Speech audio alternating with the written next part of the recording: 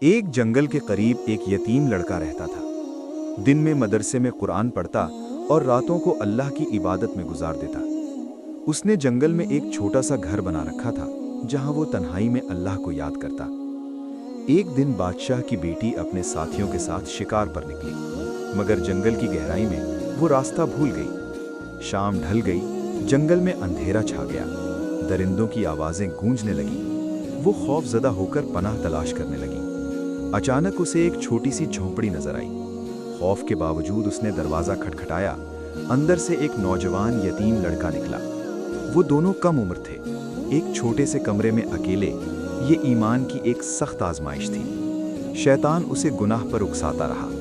جب بھی شیطان اسے بہکاتا، وہ اپنی انگلی آگ پر رکھ دیتا اور کہتا، اگر میں دنیا کی آگ برداشت نہیں کر سکتا تو جہنم کی آگ کیسے برداشت کروں گا؟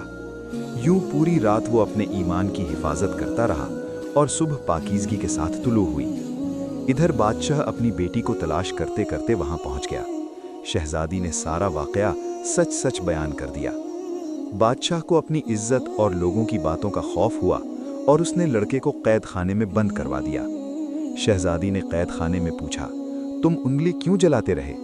لڑکے نے جواب دیا، شیطان جب گناہ کی دعوت دیتا، میں جہنم کی آگ کو یاد کر لیتا۔